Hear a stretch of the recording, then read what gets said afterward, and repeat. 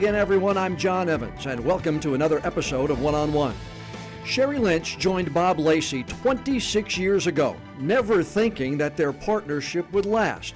But it has. She was working here at WECT in Wilmington, in this very building I'm in right now, when she got the opportunity to take a job in Charlotte. That eventually led to forming the Bob and Sheri radio show, which is still going strong, now heard in more than 36 markets across the country and all around the world. You can listen to it every weekday morning in Wilmington on 102.7 WGNI. The show has been nominated for top awards. Sheri herself has won awards from the Alliance for Women in Media for her inspirational contributions to the industry. She's on top, but that's just part of Sheri Lynch's story.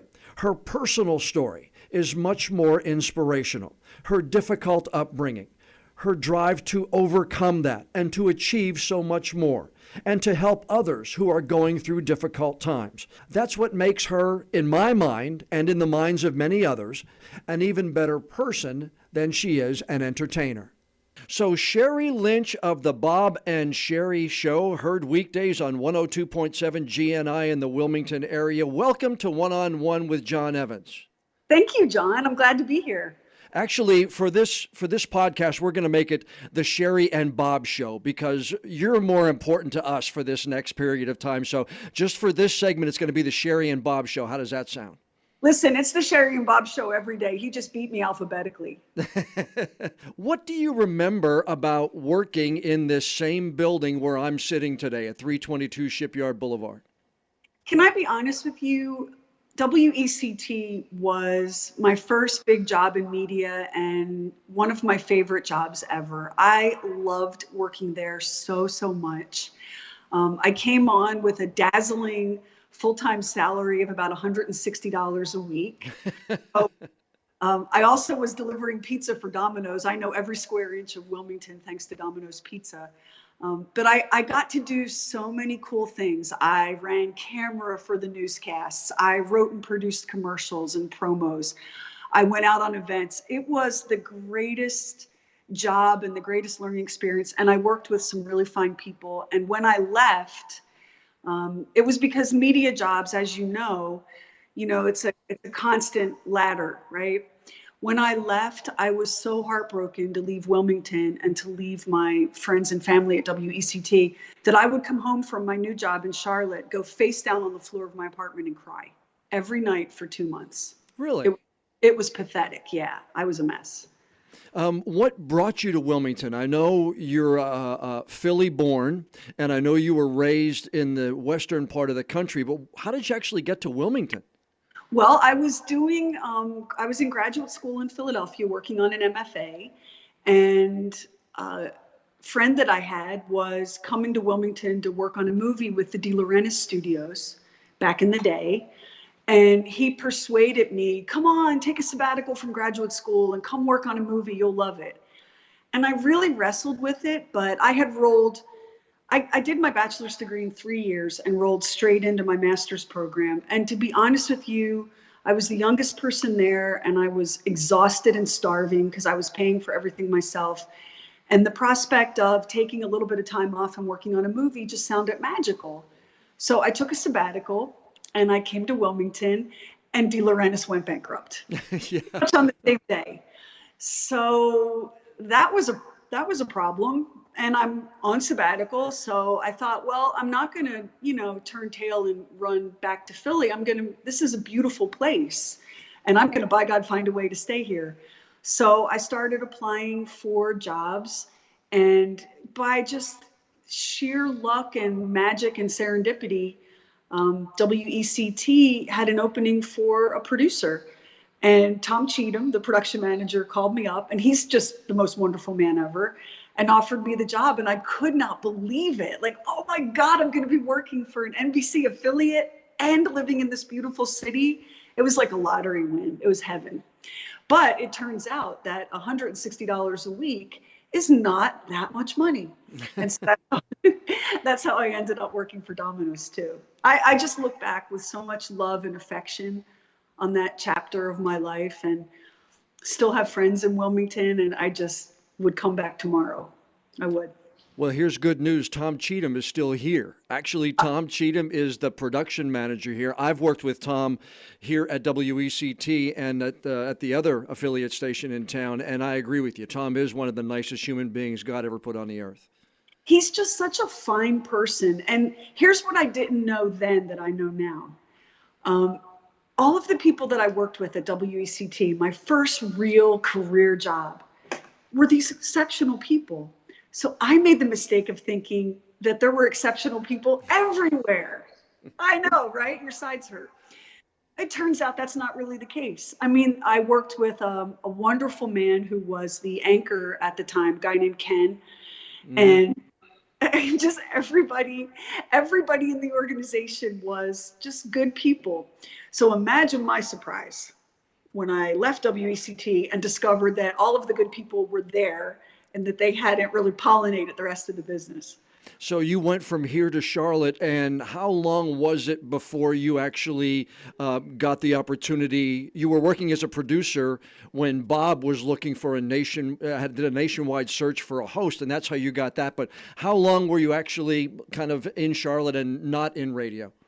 About a year and 2 months or so. It wasn't very long at all. I took the job. The job that brought me to Charlotte was serendipity again, as is so often the case in your life. You don't realize it at the time. I took the job in Charlotte. I didn't want to go to Charlotte. I associated Charlotte with a place where during layovers I would be throwing up in the bathroom from being airsick, right? Like I had no feeling for Charlotte whatsoever. Did not want to leave Wilmington, but I understood how the game was played. So I took the job in Charlotte with no intention of staying. And was actually on my way to go back to finish graduate school when I met Bob. And I produced a TV campaign for the radio station where he worked. And they called me up and invited me to lunch. And I thought it was to say thank you. See, that was before I understood that in radio, nobody says thank you. Oh, silly me. So I went out to lunch and they offered me the job hosting this radio show, which I thought was, John, I thought it was hilarious. I had never even really been in a school play. No desire to be a performer, strictly behind the scenes. And I turned it down and they thought I was crazy. And they kept at it and kept at it and kept at it. And finally we arrived at a compromise. I would try it and then I could go back to graduate school. Because if we're being honest, I thought that I would last maybe a month to 6 weeks before somebody caught on that I didn't know what I was doing and fired me. And here we are today. Yeah, it's amazing, and I want to get into your thought process because I've listened for years, but as I got into more research, it really has astounded me how you have, and I don't know the right words, you've really used this opportunity to help so many people over and above entertaining them every morning. And I say that with all due respect because, there's one thing about going in every day and saying, here's the food of the day, or like you did today when you were talking about how to Instagram your food. I mean, that to me is entertainment. That was funny. But you've also used it to help so many people. And to me, that's the ultimate show of respect because you've used your standing in life behind that radio microphone to improve people's lives every day in so many different ways. That means a lot to me, John. And that honestly is why I've stayed in radio. I mean, I come from a rough background and I had to work really, really hard to escape that kind of tractor beam of poverty and addiction and violence and all of that. And I had big dreams for myself. I'm the first person in my family to graduate from college and I wanted to pay back some of the good fortune and help that I'd had along the way. Because even though I pulled myself up out of that mess, you can be damn sure that I did not do this alone. I had a lot of support, a lot of help, and a lot of blessings. And I wanted my life to mean something. I worked so hard. I worked so hard just to have a college degree. I can't even tell you what that was like. And so I'm in radio and it's a fun job and I can't believe that I get to do it. But I never felt like I was pulling my weight, did not feel that this was an adequate payback for the life that I had been given, which is why a few years ago I went back to graduate school again and Right. became a social worker, master's level social worker, because I thought, you know what? I do have this platform and I have this microphone, and there are people out there who are listening, and I may say the thing for them that unlocks their belief in themselves the way somebody once did that for me. And I think I can do that and be entertaining and, deliver the goods for my boss or whatever. But I just want it to be more than some clown, and I want it to do more.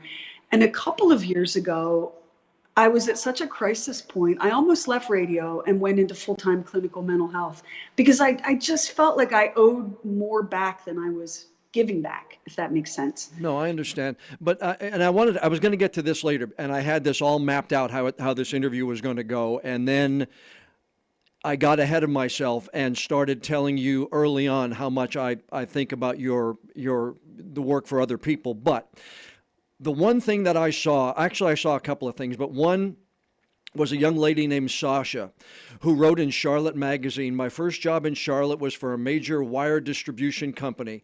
My shift started at 6:30 in the morning. I don't like silence. I found the Bob and Sheri show on the Link in Charlotte, where you're out of. I developed an instant girl crush on Sheri and her lightning wit. I realized that Sheri, through sharing her story, was also telling my story. She was once, in her words here now, she was once poor white trash. Her father was a felonious drug addict. She told DEA raids, living with her grandmother. Sheri not only told her story, she owned her story. She did not live in fear, silence, or shame. During my 11 years in Charlotte, I have learned of true love, gained loyal friends, and endured devastating heartbreak, just as Sheri did for me. I know that my purpose is to use my words and let all others that are still hiding in silence know that they are not alone. I don't plan on ever being quiet again. You can't do much better than that, Sheri. You can't. Oh, I'm done. Yeah. I mean, when somebody makes room in their life and their heart for you like that, like I'm done. It could all end right now. And I would feel like I've had an extraordinary run and have done as much as I could do with what I had.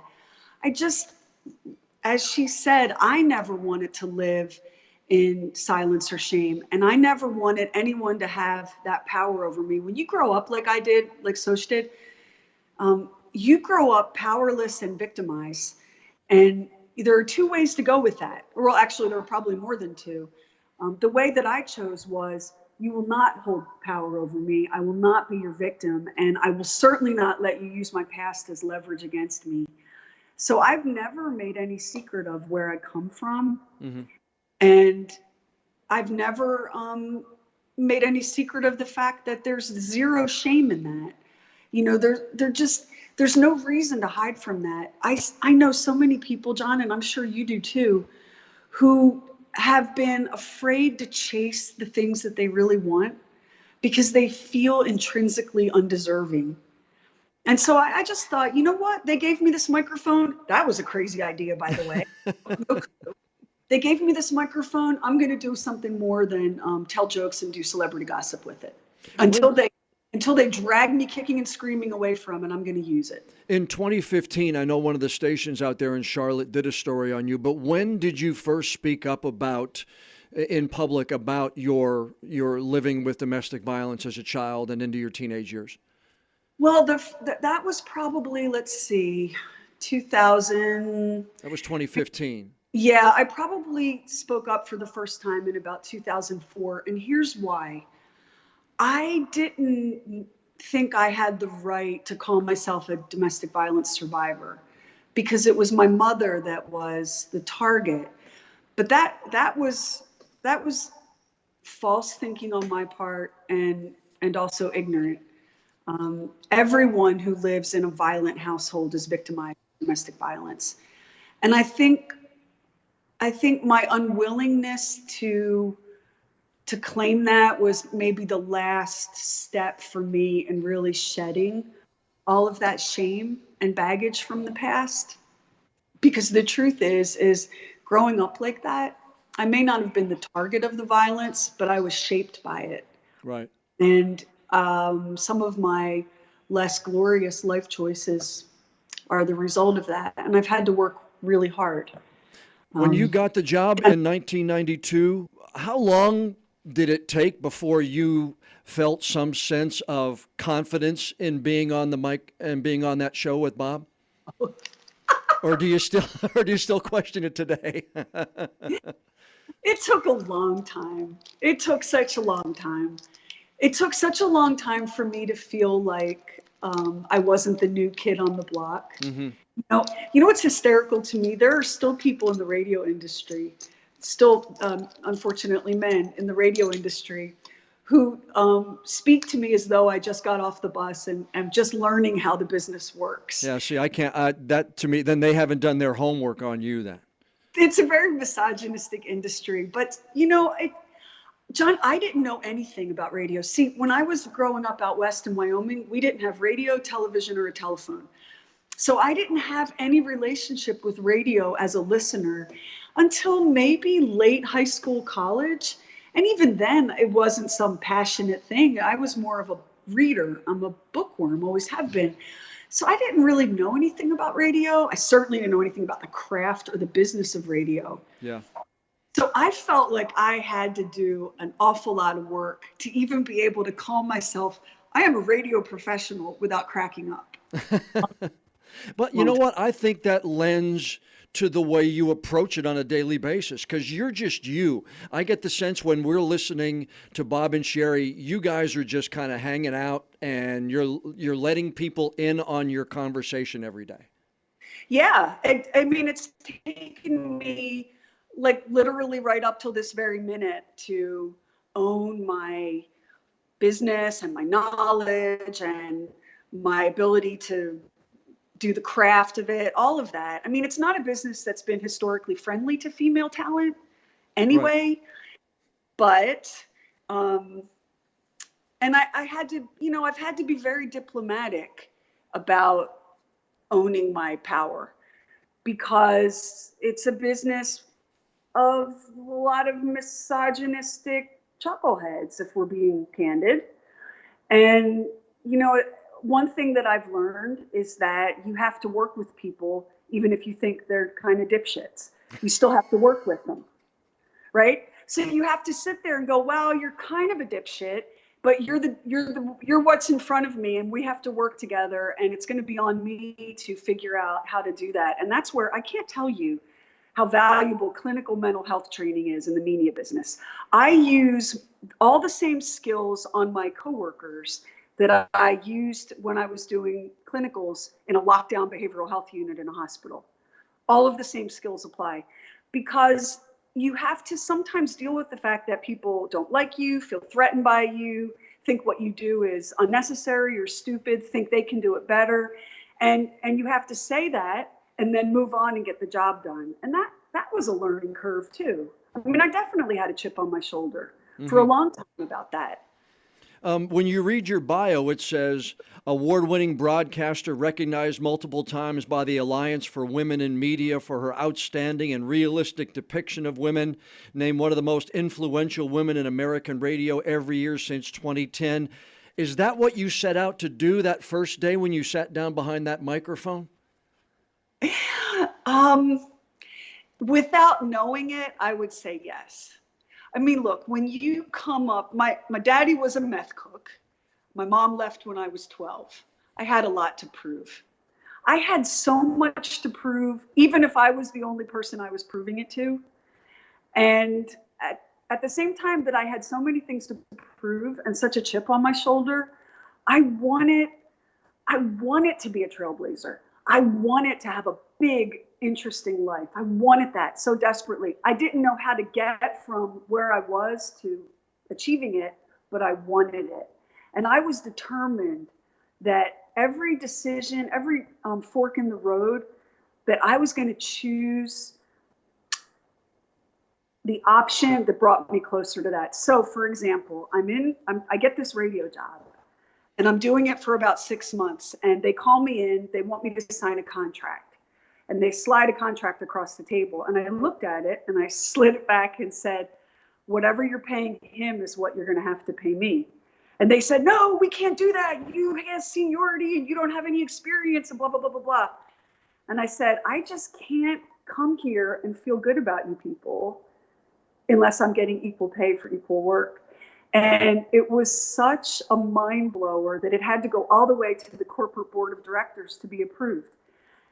And you know what? I would do it that same way today, even though today I know something that young me didn't know, that was crazy ballsy, right? Today I would be more cognizant of corporate politics and all of that sort of stuff. But back then I was like, excuse me, I didn't pull myself up off of welfare and get away from a meth cook to be underpaid for the same job. So I would say right from the beginning, I definitely had an agenda.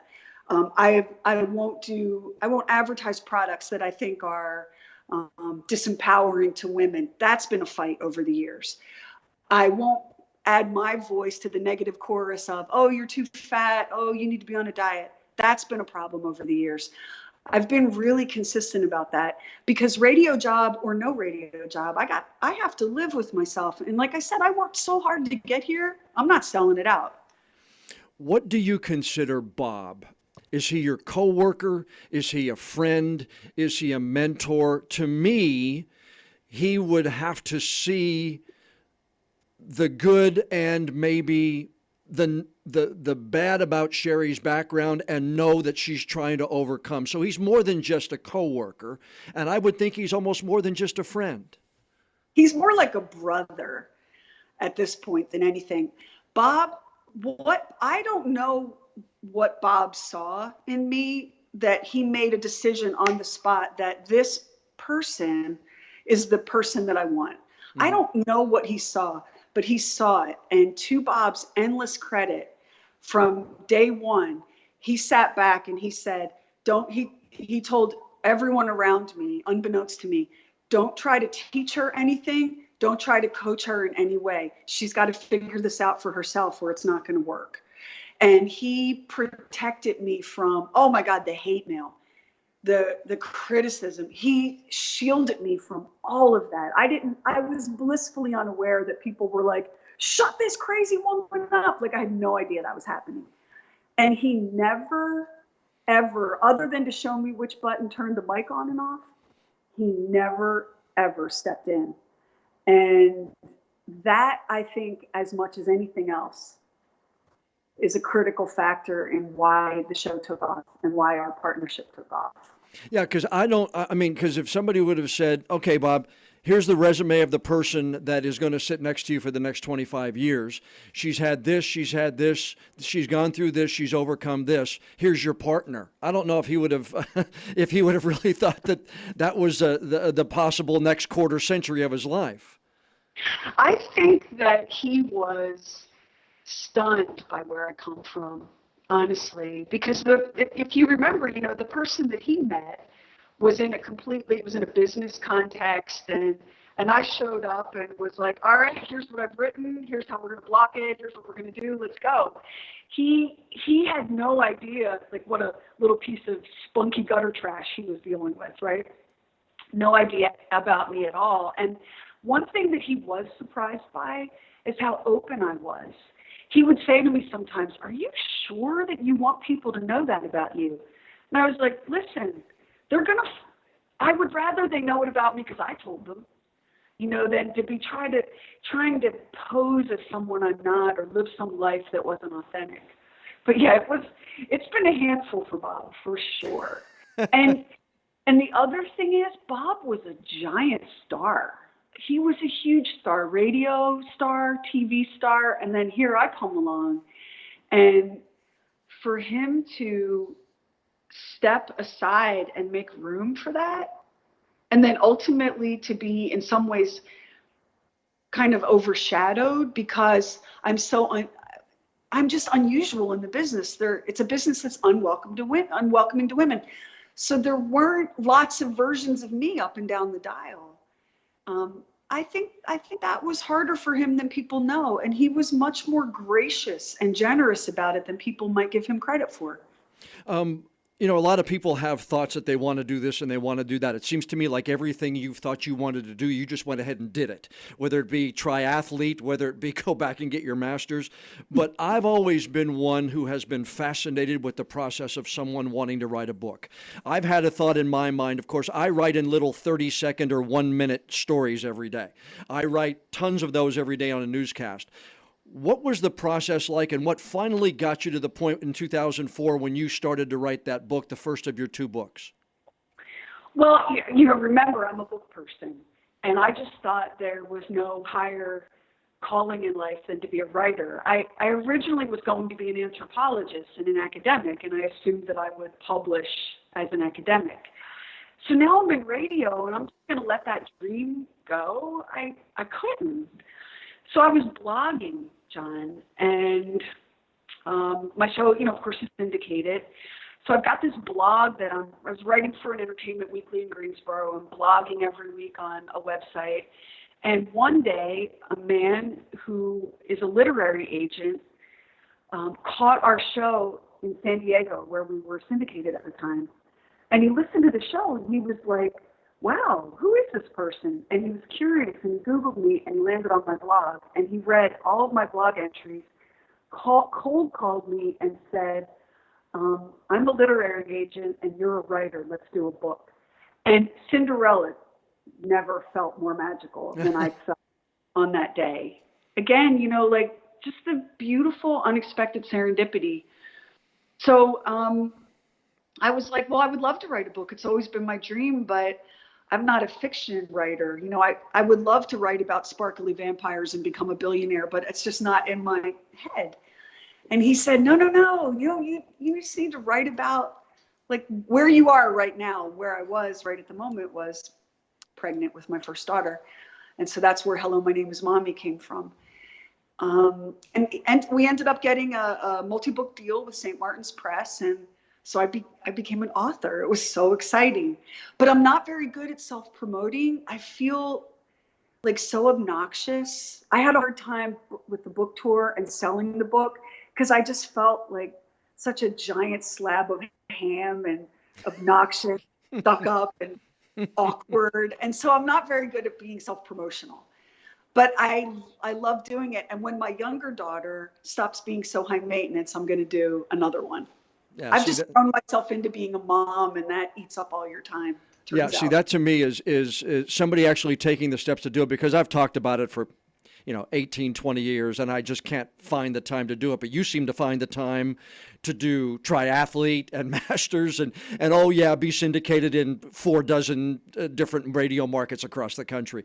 How close did you come to leaving when you got your master's? Because I know you've talked about this before. Did you come really close? I mean, because you've got it's a great product, but did you really come close to walking away?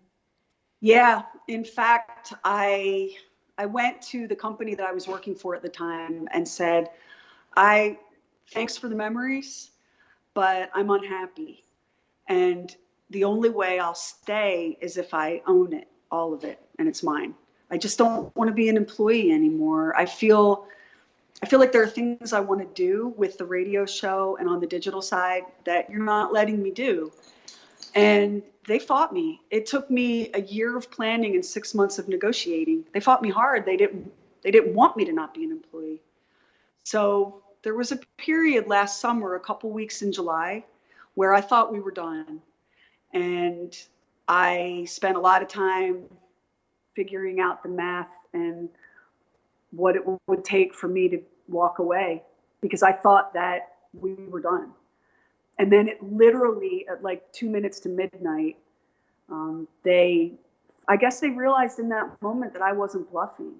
And they said, fine, we'll do it your way, if that's what it's going to take. And that was August 1st of last year. And it was the best decision I ever made. And I've just never been happier, even though I'm making a fraction of what I was making because I don't have that guaranteed income. And it's a lot more work. It's 7 days a week, but I'm just happier. But yeah, I was literally sitting on a beach chair, adding up whether or not I could afford for my little girl to keep dancing if I left radio. And that was when you decided you were going to go and work at the hospital too? Is that what it was? Yeah, I was going to go back full time because I love it. Some of the happiest hours of my life were spent in a lockdown psych unit. I just loved it. I loved the people, and I loved that you could come to someone who was at a crisis point and make even a tiny difference. Like, it just felt real to me and meaningful. And I haven't ruled it out. I may still end up there, just not until it's time. In 2016, you went back to Winthrop to speak, the place where you got your master's. Now, you've spoken at a lot of different places. I've seen a lot of videos. And by the way, I want to see you speak in person because they're hilarious. I've only seen clips of them because they only put a little 3-minute clip on YouTube. But what did it mean to you to go back and speak? Was that one a little more special than any other? You know, it was, because that was the hardest thing I've ever done, was going back to graduate school. I was a single parent working full-time in full-time grad school, full course load, plus a full clinical internship of like 30 hours a week, plus my radio job. And my hair was falling out. I was grinding my teeth. Like, I was crying myself to sleep at night. It was so, so hard, but it blew me wide open. And I learned so much, and it gave me more than I could have ever, so much value for my tuition dollars. And it was such a big accomplishment to be able to do that. And so to go back to Winthrop, it was the punctuation mark on that experience. And I'm really proud to be a social worker. Like, I wear that label with pride, and I take that code of ethics really seriously. I think it's a noble calling, and I'm honored to be able to align myself with that. And going back to Winthrop was a way of really kind of sealing that deal, you know? Mm-hmm. I often tell people, and I will continue to tell people, that part of my success, 95% of my success here and at home, is due to my wife. I married a saint. With all the long hours that I have to do, she did most of the bringing up of our kids. Our kids are as successful as they are and as independent as they are now because of Sheila. And I tell people this all the time. She's my best friend, but she's also the best thing that could ever happen to me. How important is your family to your success? Your daughters, it had to be difficult on them when you're doing this. And your other family members, it had to be difficult on them as you were going through this and doing everything that you were doing along the way.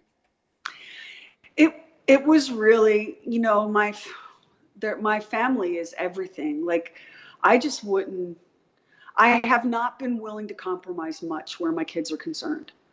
And so that's meant, you know, that I've run myself ragged in some ways. But I waited a long time to be a mom, and I wanted my daughters to have a mother that I didn't have. And so it was hard for me to be doing research papers when they wanted me to play or watch a movie with them. But I had a lot of help. The man I'm married to, we've been together for a long time. He was really critical. Other family members stepped in for me. But the reason that I was able to keep going is I knew I was doing it for them, because this industry that I'm in, that has been very good to me, is not a stable, safe bet. And I needed to be able to take care of my kids no matter what. And I knew that going back to school would give me one more tool in my kit that would make it possible for me to always provide for them and give them a safe and warm and loving home with enough food to eat, things I didn't have. So part of my motivation for going back to school and doing so well is the wolf at the door. I had a conversation with my older daughter the other night. We were talking about college, and we were talking about, you know, do you really want to commit to a school where you're just going to be on the verge of a nervous breakdown at all times? Is that really what you want? I said, I've lived like that, and I don't know that I want that for you. And my daughter said, yeah, but Mom, you've always had so much to run away from. Well, I raised my daughters to have so much to run toward. Mm-hmm. And it's a really different thing. Hmm. I don't want them running away from chaos and poverty the way I have. I want them running toward big goals and big dreams and aspirations. And they watched me go through school, and I think someday the lessons that they learn from that will inspire them to know that you're never too old, it's never too late, you're never too busy. It's never the wrong time to jump in and chase that thing that you want. You asked your daughter on one of your oddcasts, I don't know if it was a couple of weeks ago, maybe it was. I lose track of time as I get older. But you asked her what it's like to be a 14-year-old. I'm asking you, what is it like to raise teenagers, teenage girls specifically, in today's day and age? I remember how scared I was 10, 12 years ago when all of my kids were teenagers. Now we've got school shootings. Now we've got social media and bullying. What's it like for you, Mom, to raise teenagers in 2018? I feel like my heart is in my throat all the time. And I wouldn't have done well in this hyper 24/7 surveillance universe that they've grown up in. The hard thing is that you try to give them everything that you can in terms of values and guidelines and morals and all of that. But they have decision moments coming at them all of the time. And then they have those half-baked adolescent brains. And they don't have, I mean, we know scientifically they don't have optimal judgment and a real powerful understanding of consequences. And so you're just scared. I'm scared of all the old-fashioned things, stranger danger, botulism, lockjaw, whatever, undercooked pork, whatever I was raised to be afraid of. And then I'm scared of all of the things that I can't protect them from. Their day never ends because of social media. Their day never ends. They never get to come home from school and decompress. It follows them everywhere. And we've had some ugly run-ins with that and with mean girl behaviors. My youngest daughter has both been the practitioner and the victim of mean girl behaviors. And I just look at them and think, my job is to keep you alive until you're baked and can keep yourself going, right? Yeah. And when I was a teenager, I was raised to believe that the worst thing that could befall you was a pregnancy in high school. Boy, oh, for the good old days. Yeah, you're right. Oh, for the good old days. I never worried about being shot at school. I never worried about being preyed on by some online predator. I never worried about being bullied into the point of being suicidal. I mean, holy cow. Yeah. Yeah,